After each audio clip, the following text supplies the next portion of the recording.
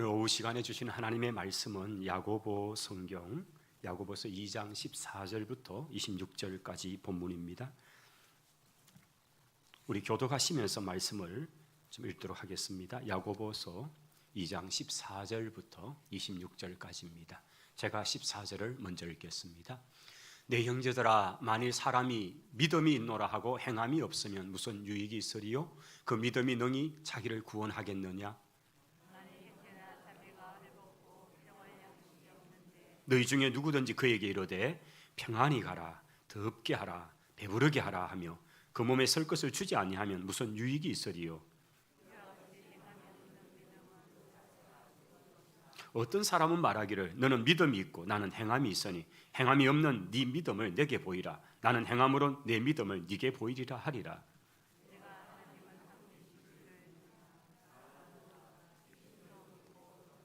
아, 허탄한 사람아, 행함이 없는 믿음이 헛것인 줄을 알고자 하느냐?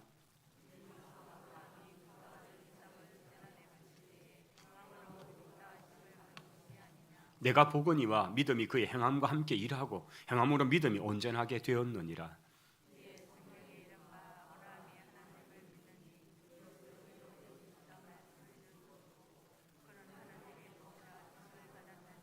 이로 보건대 사람이 행함으로 의롭다 하심을 받고 믿음으로만 아니니라.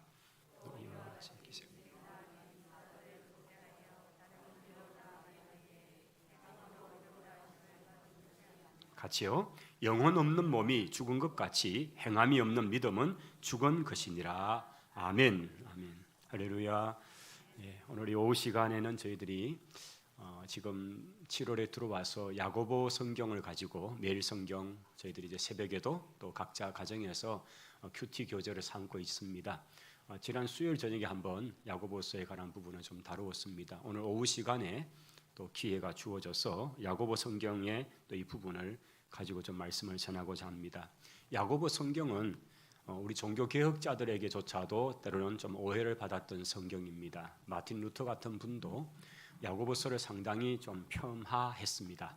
그래서 그는 정경 속에 엮는 것조차도 거절하고 외경에다가 그렇게 갖다 놓을 정도였다 하니까 야고보서는 굉장히 천덕꾸러기처럼 여김을 받았습니다. 그 이유는 그 종교개혁의 시기에 일어났던, 사실은 루터의 가슴 속에 끌어올랐던 것은 그 로마 카톨릭 교회가 의식을 행하고 어떤 예전에 참여하고 미사에 참여하고 어떤 행함을 통해서 하나하나 한 단계가 마치 구원의 단계처럼 되어가는 그것들을 부정합니다. 오직 믿음으로 구원을 받는다는 이신칭의 믿음으로 말미암아 의롭다함을 받는다고 하는 이 교리, 이것이 성경의 명확한 진리의 말씀이죠. 어떤 행함의 결과로서가 아니고 오직 그리스도를 믿음으로 구원에 이른다는 이 고백, 이 외침을 하기 때문에, 그러다 보니까 야고보 성경을 읽으면 좀 묘합니다. 오늘 특별히 야고보서 가운데 가장 핵심적 이 부분에 왔죠. 아브라함이 행함으로 구원받은 게 아니냐? 행함으로 의롭다함을 받았다? 기생 라합이 행함으로 의롭다함을 받은 게 아니냐? 이런 말 앞에 루터는 굉장히 당황이 됐을 겁니다. 그러면서 이거 뭔가 좀 문제가 있다.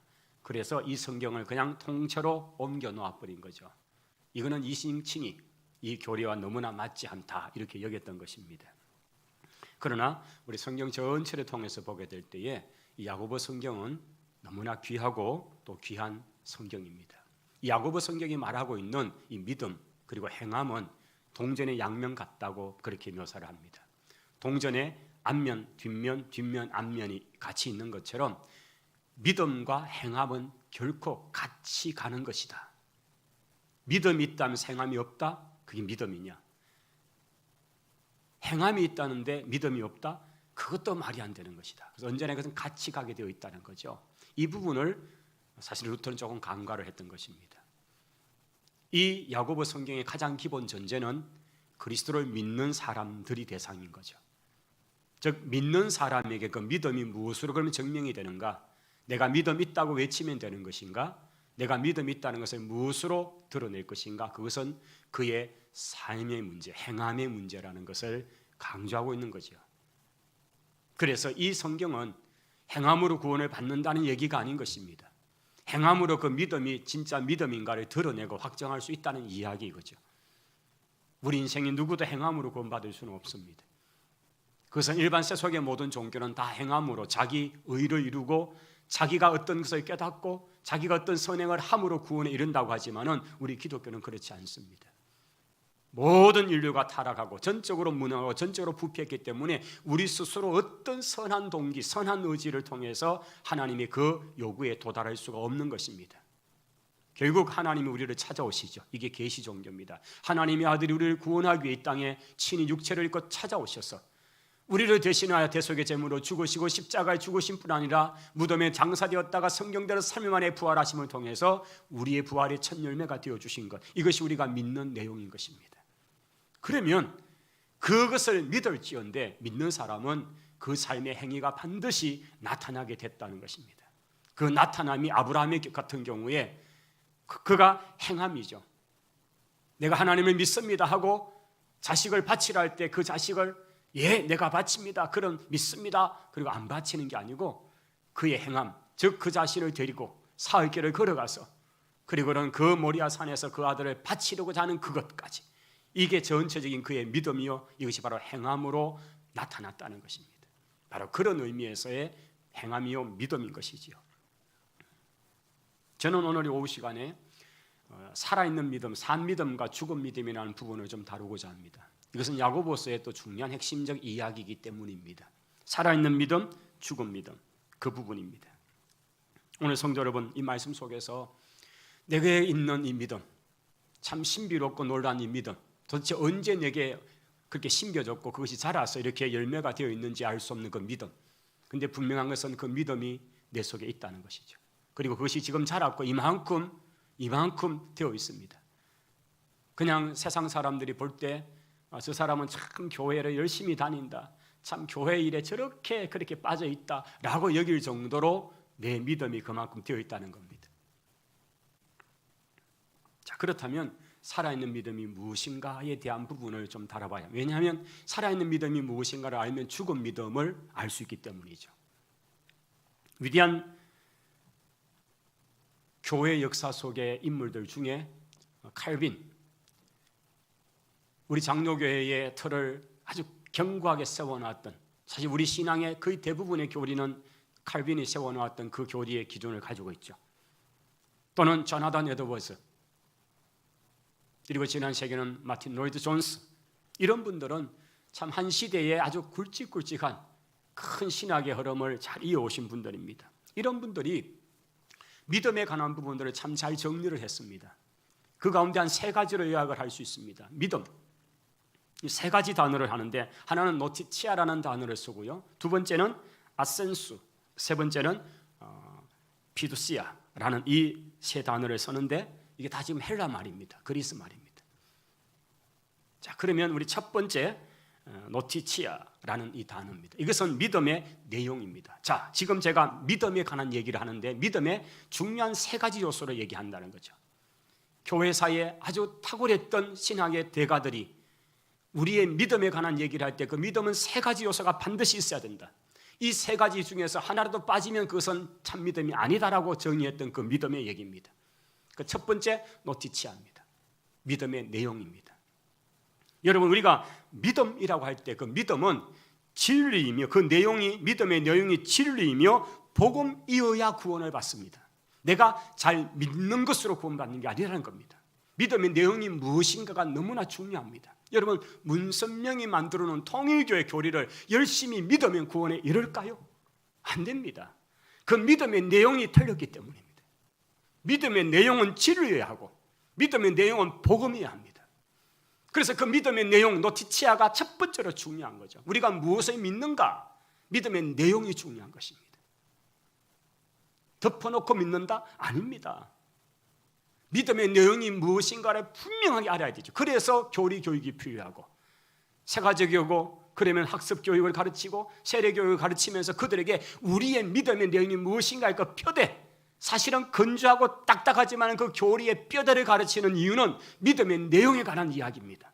내가 믿는 바가 무엇인지, 우리 공동체가 믿는 바가 무엇인지를 가르치는 거지요. 첫 번째 노티치아, 믿음의 내용입니다. 이제 한 몇 번 들었으니까 이제 입에서 이제 좀 나오시겠죠. 따라하십시다. 노티치아. 믿음의 내용입니다. 첫 번째 믿음의 요소는 내가 무엇을 믿는가, 믿는 내용이 뭔가, 믿는 바가 무엇인가를 바르게 알아야 된다는 거죠. 그것은 진리하고 복음이어야 한다는 거죠. 그래야 그대로 믿으면 구원에 이르지, 이단의 교리를, 이단이 가르치는 내용을 그렇게 덥석 받아서 열심히 믿으면 지옥과 거리가 가까워지는 것입니다.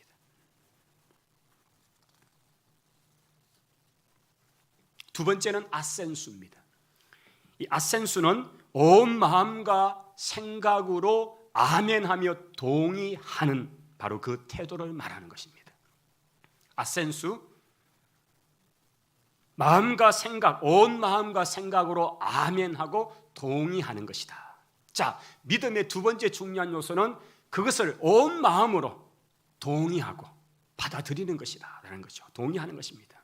자, 구원을 일으키는 믿음의 요소가 되기 위해서는 바로 이 둘째 요소가 되는 바른 진리의 선포, 그 내용에 대해서 지적으로 동의한다는 것입니다. 아, 그 내용을 제가 맞습니다, 내가 그걸 받아들입니다, 예 그렇습니다, 내가 그게 동의합니다. 여러분, 아멘의 다른 말은 예 그렇습니다, 동의합니다인 거죠. 그래서 그 말씀이 선포될 때에 아멘이라고 하는 이 헬라어를 우리가 그 표현을 하는 것, 또 히브리어기도 하죠. 이걸 하는 이유는 바로 제가 그 말에 지적으로 동의합니다, 예 그렇습니다 라는 동의인 거죠. 만일 내 마음속에 그 선포되는 말씀의 내용이 지적으로 동의되지 않는다면 구원에 이룰 수가 없는 것입니다. 에이, 저럴 수가 없다고, 어떻게 죽은 자가 살아나, 보리떡 5개, 아니겠지, 다 갖고 있는 건데 도시락 꺼내라 하니까 순식간에 다 꺼낸 거겠지. 이게 자유주의자들의 내용입니다.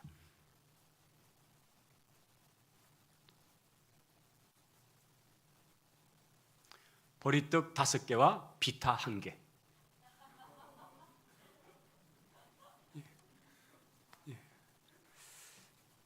오병일타라고 그렇게. 여러분이 다 들고 왔다가 이제 먹읍시다 하니까 주님이 기도를 마치고 나니까 다 부순순 꺼내가지고 펴놓고, 그러니까 다 먹었다. 참 합리적이죠, 이성적이죠, 고민할 것도 없죠. 그러나 문제는 주님은 그렇게 하지 않았고, 그렇게 수많은 사람 아예 가져왔던 그 들고 하나를 들고 축사하고 떼어서 나누기 시작했다는 거죠. 성경에는 기적이 있고 그 일어난 기적을 내가 동의합니다, 믿습니다 하는 것, 이게 바로 아센수인 것입니다. 지적으로 동의하는 것입니다. 한번 따라 하십시다. 아센수. 여러분 화장품 에센스라고, 아센수. 그렇습니다. 지적인 동의입니다. 그런데 야고보서 2장 19절을 한번 주목해 보면 이런 말씀이 나옵니다. 네가 하나님이 한 분이신 줄을 믿느냐? 잘하는도다. 하나님이 한 분이십니다 라고 할 때에 예 맞습니다, 지적으로 동의합니다 라는 반응이 나왔다는 거죠. 그러면 잘하는도다. 그런데 그 다음 구절을 문장을 보십시오. 귀신들도 믿고 떠느니라 라고 되어 있는 거죠. 여러분, 우리 주님이 이 땅에 오셔서 육체를 입고 오셨을 때에 귀신들이 가장 먼저 알아봤습니다. 제자들 따라보지 못하고 수많은 사람들도 그분이 하나님으로부터 보낸받은 그런 메시아라는 사실을 알지 못할 때 귀신들은 먼저 알고 나는 당신이 누구인지를 압니다, 우리를 저곳에 보내지 마십시오, 떠나지 말게 해주십시오, 그러면서 벌벌 떨었던 장면들을 우리는 보게 됩니다. 귀신들은 알아요. 귀신같이 알죠. 여기에 이 아센수의 한계입니다. 지적인 동의, 하나님이 한 분이시다, 예수님이 하나님으로부터 보낸받은 그 구원자다는 사실을 귀신들도 안다면 최소한 지적인 동의가 구원에 직결되고 있지 않다는 이야기입니다. 내가 그 믿는 내용을 알고 그 믿는 내용에 지적인 동의가 간다 해도 이것이 구원으로 가지 않는 거죠. 왜냐하면 귀신들도 알다는 거죠. 이 정도는 안다는 거예요. 이 정도 아는 것으로 구원에 이를 수 없다는 이야기입니다. 노티치아, 믿음의 내용, 아센수, 거기에 대한 지적인 나의 동의, 이 두 가지 단계가 이른다 해도 온전한 구원에까지는 아니다는 이야기를 하고 있는 것입니다. 자, 우리 믿음은 이야기. 믿음으로 구원받고 믿음이 없이는 하나님께 나아갈 수 없는데, 이 믿음의 중요한 세 가지를 지금 다루고 있습니다. 교회사에서, 종교개혁 시 이후에 교회사에서 이 세 가지 요소가 있는데, 그 첫째는 바로 노티치아, 믿음의 내용이 진리인가, 믿음의 내용이 복음적인가라는 이야기. 두 번째, 그 내용이 아무리 진리고 복음이라도 내가 지적인 동의를 하지 않는 이상 그것은 나와 구원 관계없다는 이야기죠. 그러면 내 지적인 동의를 통해서 그것을 아멘하고 받아들였다는 거예요. 그렇다고 이것이 구원으로 가는가? 아직 한계가 더 모자란 겁니다. 이것은 귀신도에까지는 한다는 거예요.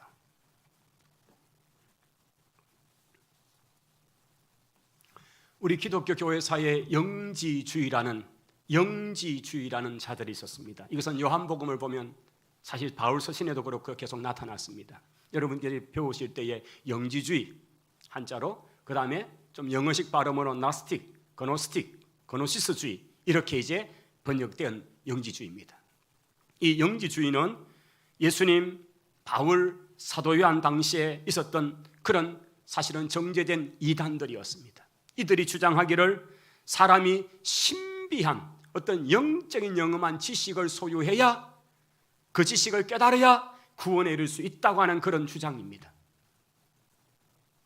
어떻게 들어보면 틀린 말이 아닙니다. 그렇지, 깨달아야 구원받지.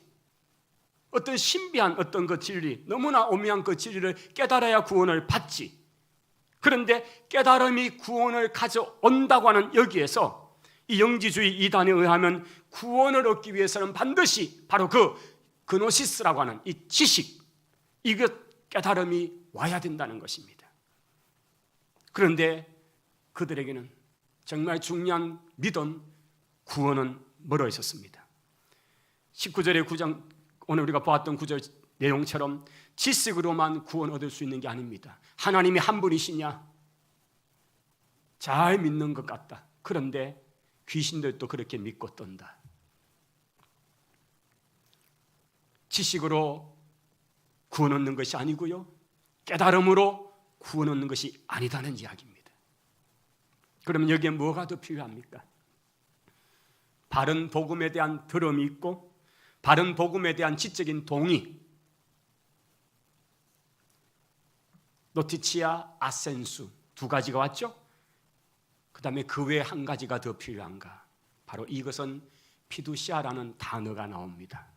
피두시아. 이것은 그리스도를 인격적으로 신뢰하고 의지하는 단계입니다. 그리스도를 인격적으로 신뢰하고 의지하는 단계입니다. 오직 예수 그리스도께서 행하신 일을 믿고 그분을 인격적으로 신뢰하고 의지하는 것입니다. 이것을 한 단어로 줄이면 영접이라는 단어입니다. 영접하는 자. 그분을 내 의지적으로, 그분의 지정이 내 인격 속에 그분을 모셔드리는 것입니다. 이 영접함은 구약적 은혜를 보면, 또는 신약의 주님의 말씀대와 연결해 보면 언약을 맺음과 같은 행위입니다. 그분이 내 안에 오심, 인격적인 관계가 맺어졌다는 것입니다. 그러므로 피두시아는 주님을 사랑하고 감사하는 마음과 함께 주님을 따르는 순종의 행위, 이것으로서 나타나게 되어 있는 것입니다. 자, 피두시아, 그리스도만을 믿고 그리스도를 전적으로 의지하고 그분을 인격적으로 모시고 하는 이 영접이라는 표현인 것입니다. 사도 요한은 그가 쓴 요한복음에서 이렇게 외치고 있죠. 영접하는 자, 곧 그 이름을 믿는 자에게는 하나님의 자녀가 되는 권세를 주셨으니 이는 혈육으로나 육정으로나 사람의 뜻으로 나지 아니하고 오직 하나님께로부터 난 자들이니라. 할렐루야.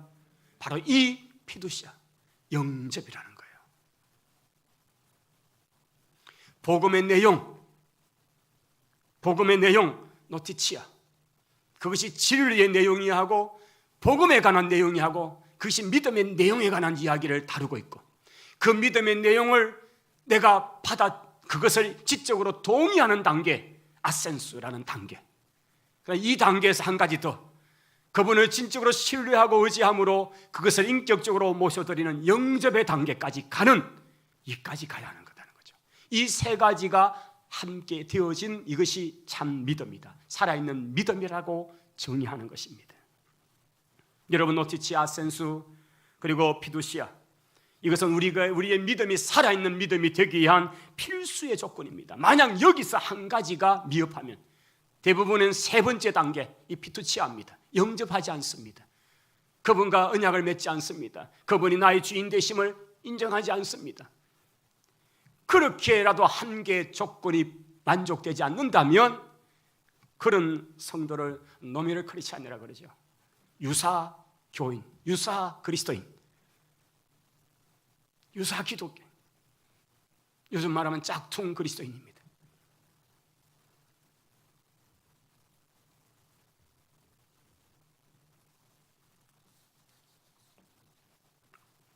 영국의 존 스토튼 목사님이 쓴 베이직 크리스티애니티라고 하는 기독교의 기본 진리라는 그 책에 이 피두시아, 영접에 대한 부분을 좀 잘 설명을 했습니다. 그분의 견해에 따르면 이 영접의 단계에는 최소한 두 가지를 버려야 한다. 하나는 죄요, 하나는 자아다. 그리스도를 인격적으로 영접하는 그 단계에 자기의 죄를 철저하게 회개하고 그리고 자아를 버려야 한다는 것입니다. 이것을 바로 회개라고 그렇게 정의할 수 있습니다.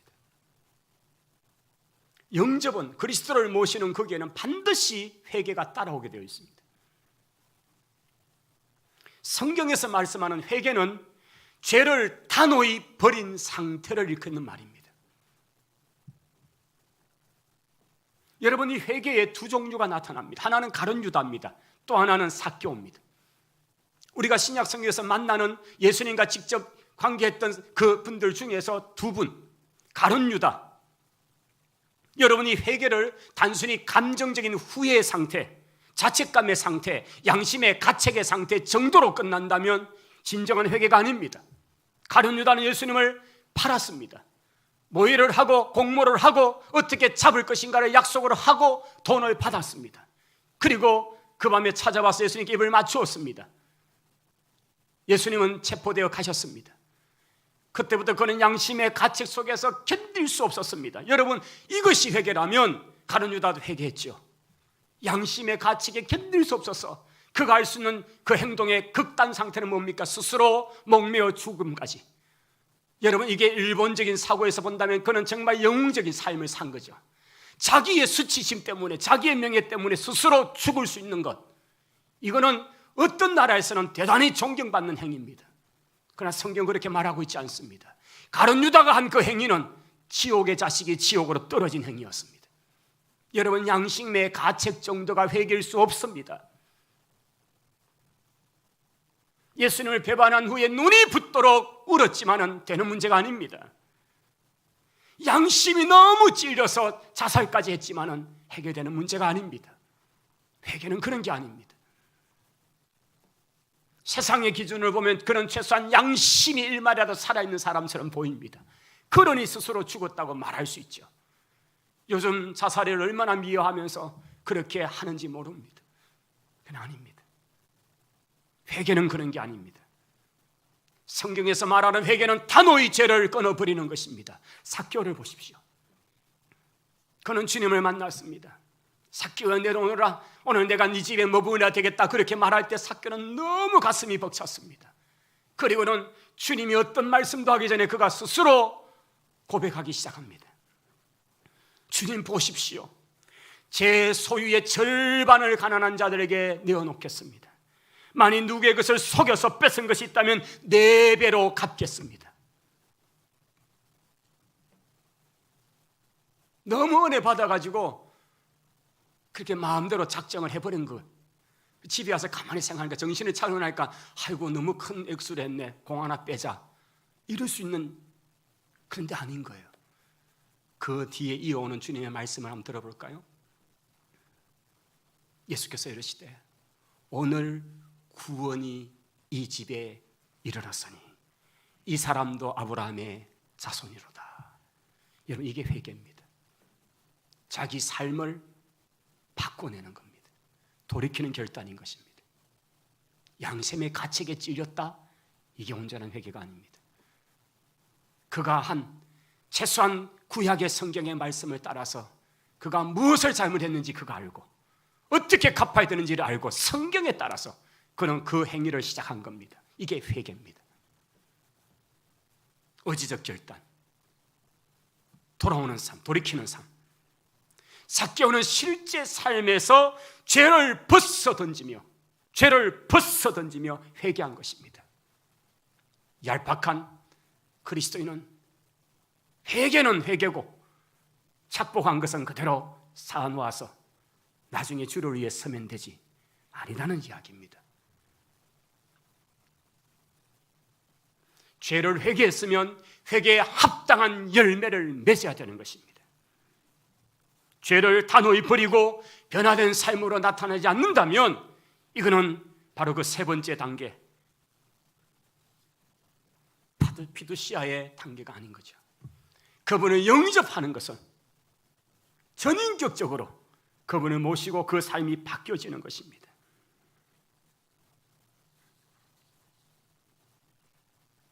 이 피두시아 영접의 단계는 첫째 버려하는 것이 죄고요, 둘째 버려하는 것이 바로 자기 자아입니다. 왜 그리스도인이 되고 모든 일을 자기 중심으로 하는지 자아를 죽이지 못하고 자아를 버리지 못하기 때문이에요. 예수님이 분명히 내 마음속에 계시는 것 같은데 문제는 그 마음의 자수의 자리에 자기가 왕노릇하고 앉아있고 예수님은 귀퉁이에 있는 거예요. 예수님이 안 계신 삶이 아니에요. 이건 난 크리스찬의 이야기가 아니에요. 크리스찬의 이야기예요. 근데 그 자아를 버리지 못하니까 늘 자기가 주인이 되어서 행하는 거죠. 모든 의지가 자기 의지대로 가는 거죠. 주님이 왕 되시 않은 삶, 이 피두시아의 단계, 영접하지 않는, 영접하는 것은 그 자아를 버리고 그 마음의 자소 그곳에 예수님이 왕이 되어서 다스리는 겁니다. 여러분, 사장님이 저기 계시면 늘 내 마음대로 못합니다. 그분 앞에 마지막 최종 결제를 받아야 되죠. 최종 결제를 받아야 되죠. 이게 바로 우리 성도의 자세, 영접한 자의 자세입니다. 어떤 일을 해도 내 주인, 내 주님이, 내 사장님이 예수님이시니까 그분께 한번 결제를 올려보고 라고 하는 것, 바로 그 순간이 있다는 겁니다. 근데 그런 게 필요 없이 내가 주인이야, 내가 왕인데 뭐 하는 순간 그 마음의 자소의 왕은 바로 나라는 거죠. 자아인 것이죠. 여러분, 이 죄에 대하여 과감히 잘라버리지 못한다면 이것은 무용한, 어쩌면 짝퉁 그리스도인이 될 수가 있는 것입니다. 갈라디아서 5장 24절에 이렇게 말씀하죠. 그리스도 예수의 사람은 육체와 함께 그 정욕과 탐심을 십자가에 못 박아 버렸느니라. 예수의 사람, 바로 이 피두시아의 단계까지 영접한 사람은 육체와 함께 그 정욕을, 탐심을 십자가에 못 박아 버렸다는 것입니다. 오스왈드 챔버스라고 하는 또 귀한 설교가는 이런 표현을 합니다.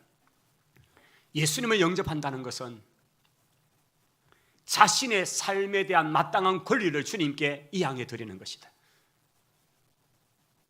자신의 삶에 대한 권리를 주님께 넘겨드리는 것이다. 이것도 역시 주도권의 이야기입니다. 주님이 왕이 되십니다. 주님이 나의 왕이 되셔서 나를 다스려 주십시오. 이것은 주도권 이양입니다. 내가 킹십을 바라는 것이 아니고 주님이 나의 킹이시고, 그리고 나는 주님을 따르는 팔로시, 따르는 자로서 내가 주님 앞에 서겠습니다. 이것이 언제나 이 갈등의 구조를 늘 언제나 정상화시켜서 주님이 나의 왕, 나는 그분을 따르는, 회사 같으면 주님은 사장님 결제하시는 분, 나는 그분의 결제를 받는 사람, 이 질서가 세워지면 우리는 진정한 바로 이 세 가지 단계가 되어진 살아있는 믿음의 사람들이 되는 것입니다. 위대한 칼빈 선생은 이 부분을 self deny라는 단어를 썼습니다. 자기 부정. 우리가 끊임없이 자기를 부정해야 합니다. 주님을 위해서 나는 죽고 내 영광은 버리고 내 자아가 죽고 나는 매일매일 죽는다고 하는 그 바울의 고백, 그것입니다. 주님도 그렇게 말씀하죠. 누구든지 제 목숨을 잃으면 구원을 받으리라. 나는 날마다 죽습니다.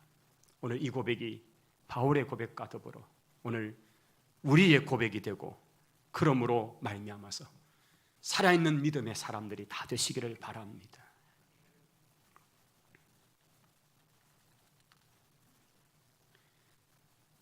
이 피두시아 영접의 단계에 버려야 될 것, 자아를 버리고 죄를 버리는 이야기를 들었다면 마지막 한 가지, 피두시아의 또 한 가지 이야기는 바로 주님이 주 되신 것을 인정하는 것이었습니다. 주님이 나의 주님입니다. 나의 주인이십니다. 인정하는 것입니다. 여러분, 주님이 나의 주인 되심에는 우리의 많은 영역이 있습니다. 물질의 영역, 시간의 영역, 재능의 영역, 이 전부가 다 주님 것입니다 라는 청지기의식이 가능하죠. 그렇다면 시간을, 세월을, 탤런트를, 물질을 어떻게 써야 될 것인가, 이것은 너무나 명백합니다. 헷갈릴 게 없습니다. 주인이 원하는 대로 서면 될 줄을 믿습니다. 말씀을 맺습니다. 구원의 길은 은혜의 길입니다. 그런데 구원의 길은 좁은 길입니다. 좁은 길을 말씀하며 넓은 길을 주님께서 말씀하셨죠. 많은 사람은 넓은 길을 가고 너무나 소수의 사람은 좁은 길을 간다. 이 부분은 단순히 은혜의 길이라는 그 의미에서 그냥 저절로 가는 게 아닙니다. 끊임없는 의지의 결단을 통해서 쉬운 길, 편한 길을 버리고 좁은 십자가의 길을 따라가는 의지적 결단이 요구되는 겁니다. 근데 거기에는 주님이 언제나 요구합니다. 나를 따라오너라. 나를 따라오너라. 이래도 오겠느냐? 그래도 주님이 원하기 때문에 가는 길. 그래서 십자가의 길, 좁은 길, 그러나 궁극적으로 영광의 길이요 멸류관이 기다리는 길인 줄을 믿습니다. 이런 믿음의 성도들이 되시기를 바랍니다. 기도하겠습니다. 하나님 감사합니다. 오늘 야고보서에서 살아있는 믿음이 무엇인지, 죽은 믿음이 무엇인지를 말씀하는데, 오늘 저희들이 입으로만 주여 주여 하는데 머무는 죽은 믿음이 아니라 영접함으로 이르러서 우리의 인격, 의지, 모든 것들을 동원해서 주님을 따라가는 그런 살아있는 믿음의 사람들이 되게 하옵소서. 예수님 이름으로 기도하옵나이다. 아멘. 우리 찬송합시다. 357장입니다.